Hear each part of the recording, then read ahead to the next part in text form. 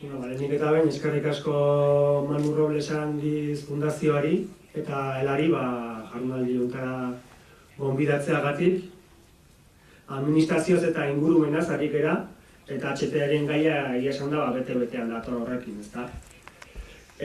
Zuloan liburua hitz egitera dator, HT-ko bertan ikusitakoaz, baina seguruenik esan dezala beste obra batzutan gertatzen denaz ere jardungo dugu oso antzeko dira. Nik normalian olako hitzaldiak hausnarketa batekin hasten ditut, konkretuki esaldi batekin, ez? Eta esaldi horrek hauxe dio. Prakak urratzen dituenak ordaintzen du beti dena. Prakak urratzen dituenak ordaintzen du beti dena. Esaldi hori HT-ko langile batek esan zidan, bisitetako batean, eta nahiko sinplea ematen duen arren esanahi handikoa dela iruditzen zait. Alegia, langileen lanak mugitzen du mundua, eta hortik aurrerakoa espekulazioa da.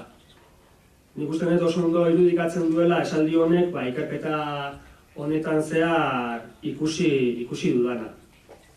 Eta liburuan hundi dator, 2016ko azaroan Unai Oinederrak Manu Robles Arandizetik deitu zidan, biaz Twitterrez mezu bat bidaldi zidan, esanez elak bazuela material ugari HT-ko horren inguruan, eta horri atera bidea eman nahi ziotela, baina hizkera tekniko batetik harago aurkeztu nahi zutela gaia. Hizkera tekniko batetik harago ezagutarazin nahi ziotela jendarteari obra horretako behar ginen egoera prekarioa zein zen, ezta? Eta hori lortzeko segituan konturatu ginen ezinbestekoa izango zela langileen testigantzak lortzea, ez? Eta langileen testigantzak izango zirela ikerketa horren oinarrietako bat. Eta funtsean, liburu hau kronika bat da, lekukotasun horietan oinarritua, nire bizipenetan ere bai, baina horrez gain badauka oinarri dokumental sendo bat, ez? Leheno esan dugu, elak urteetan zehar pilatutako salaketak, ikuskaritzako aktak, erresoluzioak, fakturak eta abar, ezta? Eta horien gane bai, horiek ere badaukate berien pisua liburu honetan. Eta ikerketaren interesa bi norabideetan zihoan. Alde batetik, argiak, komunikabide bezala, bere baliabide komunikatiboak eskaintzen zituen, langile hauen egoeraren inguruko kontakizun jarraitu bat egiteko aukera ematen zuen, eta bestetik, elak bazituen iturriak, ez? Elak egunero lokatza zapaltzen duen sindikatua izanik, esperientzia zeukan, langileekin eguneroko tratua zeukan, eta hori kazetari batentzat sekulako pagotxa da eta sekulako aukera da, ez? Argiak behin baino gehiagotan azpimarratzen du kazetaritza konprometitua egiten duela. Gure helburua jendarte justuago bat lortzeko bidean eraldaketa bultzatzea dela, ez?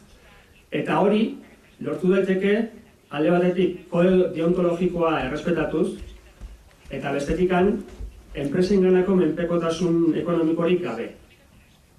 Ez dago zertan neutrala izan behar kazetaritza egiteko. Zer da bide ez da neutrala, ez? Benetako kazetaritza egiteko.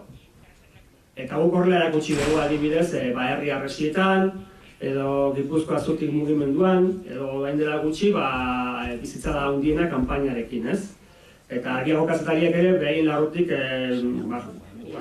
jasan behar izan dute konpromiso hori, ez? Azken batean, zete baterako, gure lankidea Asier Lopezi, Mozal legea ezarri zioten Espainiako estatuko lehenengo kazetaria izan zen, ez? Hau, urtebeteko ikerketa izan da, gutxi gora bera, eta denbora horretan, Zuloan izeneko bloga zabaldu genuen, tresna nagusi bezala, eta blog hori informazioarekin elikatzen joan izan gara, ez? Horrez gain, sare sozialetan perfilak sortu ditugu, Argiako papereko astekarien erreportajeak publikatu ditugu, infogramak osatu ditugu, eta liburu hau izan da azken emaitza. Eta honen guztiaren interes periodistikoaren nabaria da. Lehen aipatu dugu, estrategikoak eta HT azpiegitura estrategikoa eta esan dugu simbolikoa ere badela, herri honetan. hamarkada asko gabiltza HTZ eztabaidatzen, ekarriko dituen kalte ekologikoez hitz egiten, ekarriko dituen kalte sozialaz, ekarriko duen zorraz hitz egiten, baina askoz ere gutxiago hitz egin da ze kostu humanorekin ari diren eraikitzen HT, gure muturraren aurrean, ez? Horretaz ez da inbeste hitz egin, eta horrek asko erakartzen gintuen. Zer ez gara soilik ari ofizialki horretan hildako zazpi lagunez, ez? Ofizialki dioz, inork ez dakit tunel barruan zebertatu den. Ez gara ari ez dara eundaka zauritu ez. Ari gara eguneroko abusuaz, ari gara prekaritateaz eta ari gara esplotazioaz. Horretaz hitz egin genuen. Eta langileen testigantzekin, egunerokotasun horren berri izateko aukera ona izan dugu. Elako Gipuzkoako eraikuntza arduradun Igor San Josekin bera izan dut bide lagun, egiaz berak egon beharko luke hemen hau guztia esplikatzen, ze bera badaki inor baino hobeto zer ari den gertatzen HT-ko obretan, urte askoan egindako lanaren ondorioz. Eta Igorrekin egindako bisitetan lekukotasun gordinak jaso ditugu. Zelan baldintzak oso gogorrak dira, batez ere tuneletan. Kontuan eduki behar dugu, Euskali deituriko horretan, 175 kilometroko trazatutik, 104 kilometro lurpean direla. 80 tunel dira eta horietako asko 4 edo 5 kilometrokoak dira. Eta adibide bat jarriko dizuet. Egon ginen langile batekin, bera kofratzailea zen, eta komentatzen zigun, nola goizean goiz joaten ziren lanera, tunelean sartzen ziren, eta hasieran goizean arna sartu zezaketen lasai asko, ez? Baina orduak joan, orduak etorri, eta HT-en orduak ez dira gutxi izaten, kamioiak joan, kamioiak etorri, dunperrak joan, dunperrak etorri, hauek egiten zuten kofratua sapaia egiten, ez? Goiko aldean. Arratsaldera iristen zenerako ezin arnasa harturik egoten ziren. Kamioien gasa gora joaten zen, eta langile honek, kofratzaile honek esaten zigun arratsaldero negar malkotan bukatzen zutela, negar malkotan. Honeko irudi simbolikoa iruditzen zait, ze langile batek lana negarrez egin behar balin badu, zerbait ez dago ondo, ezta? Eta beste adibide bat, esate baterako jatordua egiterakoan tuneletik kanpora egin behar zuten, edo bestela kanpin dendetan sartuta. Zergatik, bokadilloa zabaldu orduko, bokadillo hori belztu egiten zelako. Hau da, hainbestekoa zenan zegoen hautsa, belztu egiten zela, ez? Horregatik egunero egin behar izaten zituzten, bazakizen bat kilometro, kanpoan bazkaltzeko, jun eta etorri, eta hor galtzen zuten denbora guztia, ez? Ezetasuna, zarata, horiek ere izugarriak, ez? Baina batez ere, eskandalagarria da lanorduak. Zenbat ordu sartzen dituzten HT-en. Berez, 150 ordu baino gehiago ezin dituzte sartu, langileen estatutuak horrela dio, eta hori exagerazio bada, hauek 220 ordutik gora sartzen dituzte. Astean, 50 eta 60 ordu artean. Urtean, 300 edo ordu eskapilatzea oso normala da HT-en. Eta gainera ordu horiek ordu normal bezala kobratzen dituzte. Eta hori kobratzen ditugunean. Hori da esaten zidana langile batek, ez? Eta tunelean egoera larriagoa da, ze berez mehatze gune bat izanik, 6 ordu baino gehiago ezingo lituzkete sartu gaixotasun eta penositate kontuengatik. Baina hauek 12 orduko txandak egiten dituzte askotan. Elak salatu izan du hori, baina ikuskaritzak ez du horrelako hori ondorioztatu eta horrela utzi izan du.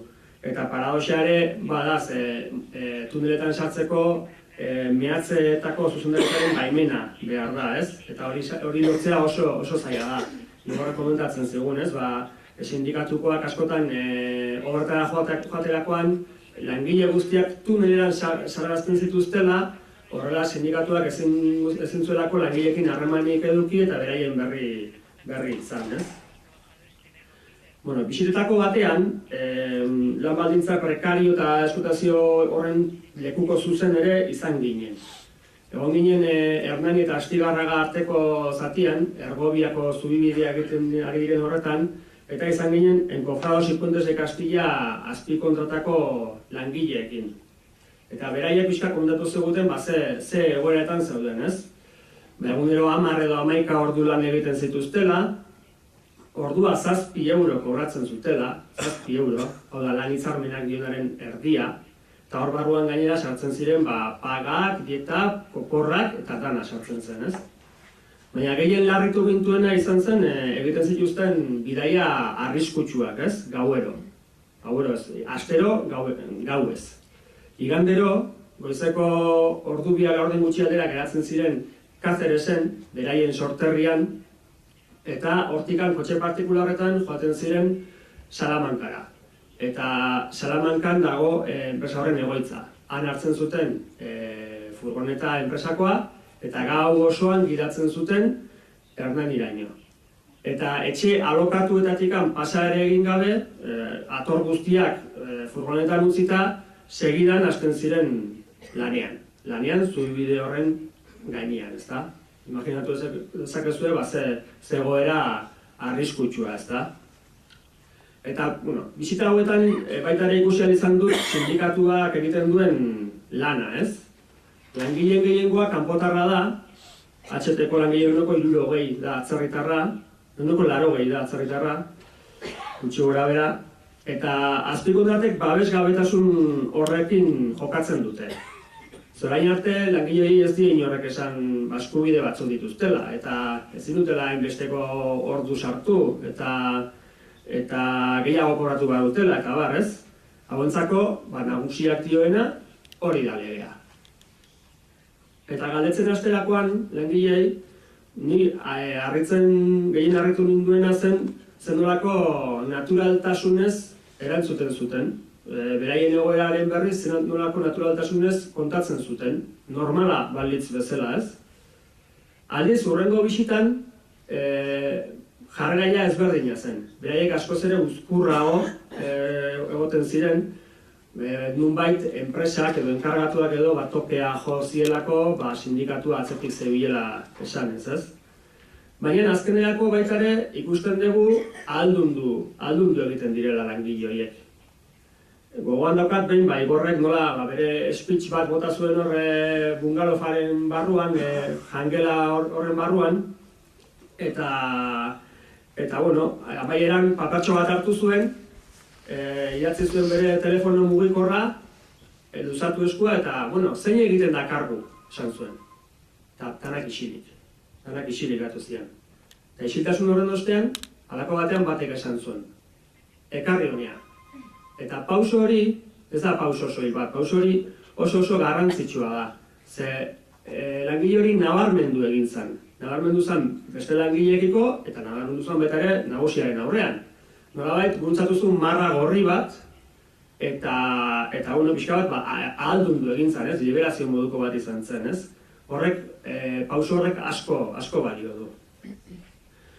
Sindikatuaren lan horri esker eta Zuloan blogean publikatutako informazioari esker lortu genuen Encofrados y Puentes de Castillako langileen baldintzak aldaraztea eta adibidez beraien soldatak 140 hobetzea, ez? Dirudienez tekla egokia jo genuen eta norbaiti bulegoren batean ero dardarizoa sartu zitzaion. Eta hor ikusten da ikerketa honen beste ondorioetako bat. Komunikabide independente bat eta sindikatu bat elkarlanean jartzen direnean, nolabait sinergia horrek eragiteko gaitasuna biderkatu egiten duela, ez? Azken batean, 21. mendeko gatazka laboraletan komunikazioa giltzarri da. Eta botere ekonomikotik gainera ez daude ohituta haien trapuzikinak argia bezalako komunikabide txiki eta xume batek ematera. Eta guk iruditzen zaigu horrek ere nahasmena sortu ziela. Nolabait eskolokatu egin zituela, ez?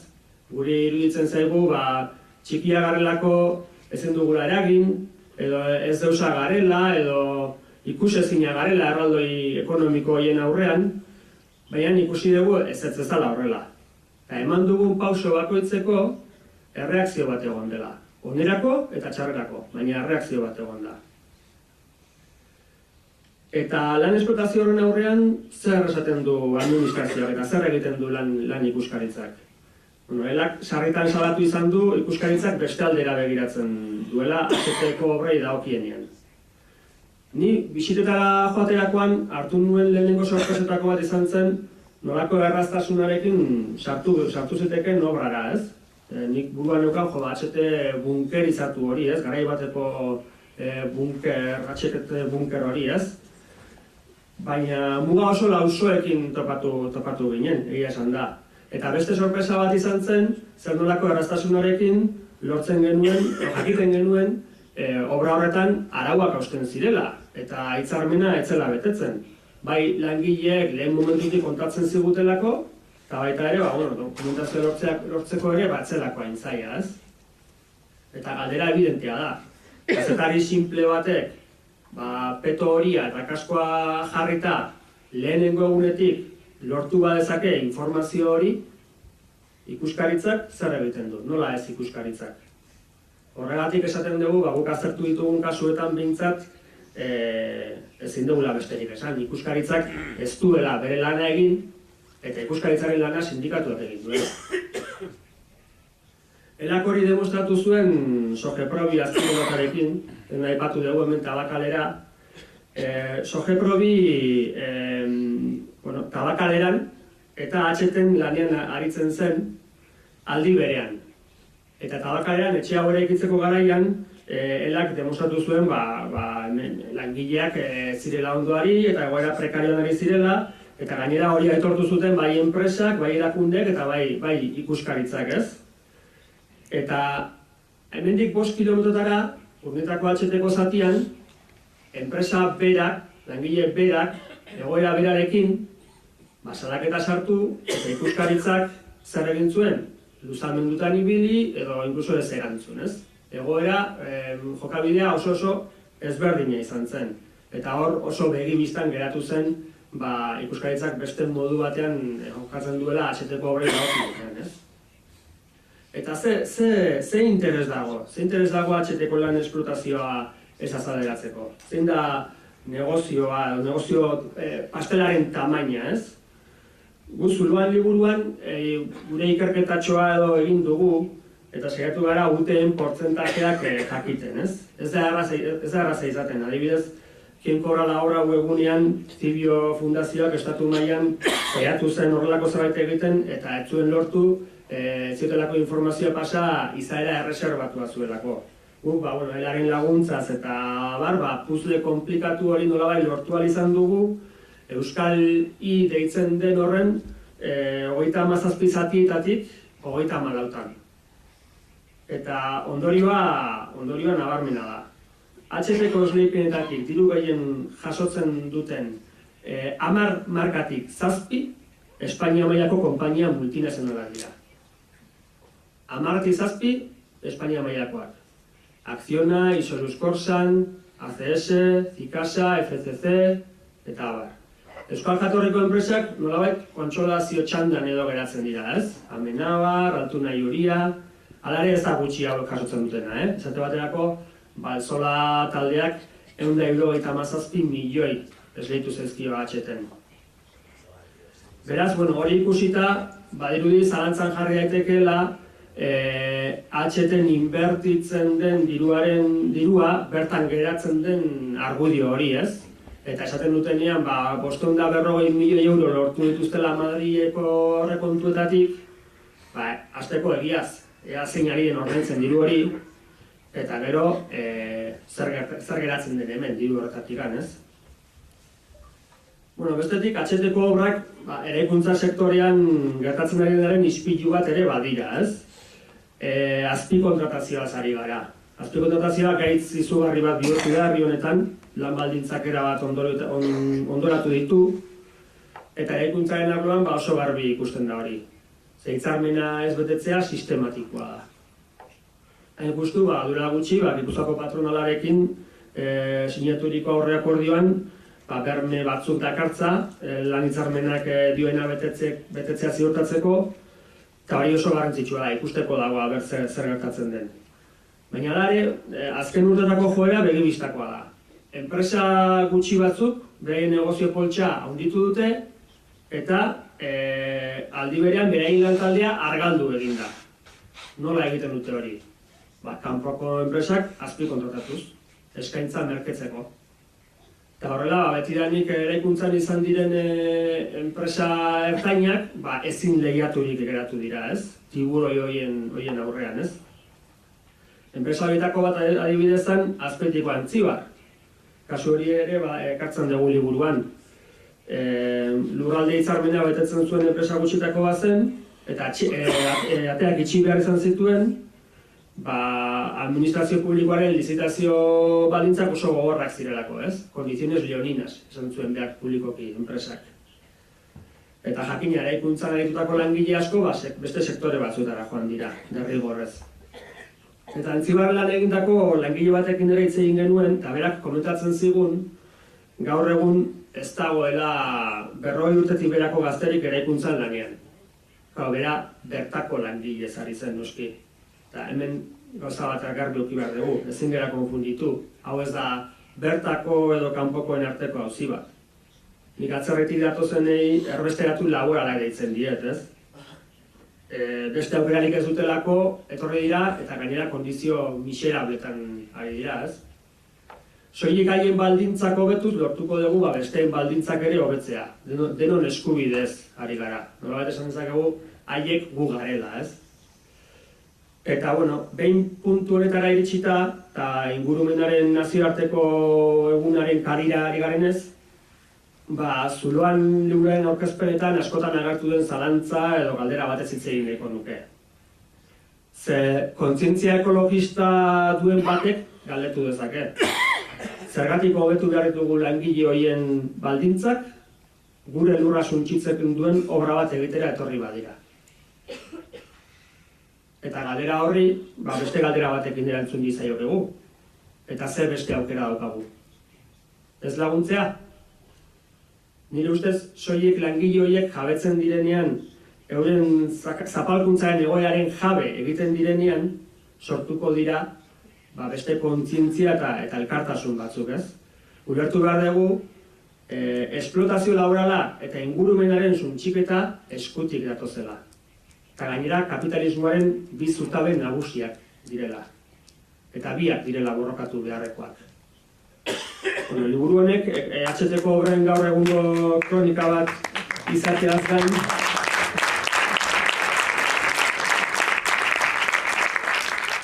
EHTko kronika bat izateaz gain, iraganera ere jotzen du liburu honek, eta, beste mugimendu batzuen historia ere badakar, ez? Tartean, Lemoiz zentral nuklearrarena. Egon ginen, duela 40 urte zentrala eraikitzen aritu zen langile batekin. Eta gaur egun HT eraikitzen ari da langile bera. Eta esaten zigun, orduan batasun handia zegoela. Bai kanpoan zentralaren kontra, eta baita ere barruan, zentrala eraikitzen ari ziren langileen artean. Inkluso langile batzuk zentrala saboteratzen ere aritu zirela, ez? Eta alaxe da batasun handia zegoen. Esaterako, Lemoizen kontrako manifestazio erraldoi horietako baten pankartan, hauxe irakur zitekeen. Langileen eskubideen alde, Lemoiz apurtu. Gaur egun ere antzeko zerbait esan dezakegu, ez? Langileen eskubideen alde, HTrik ez.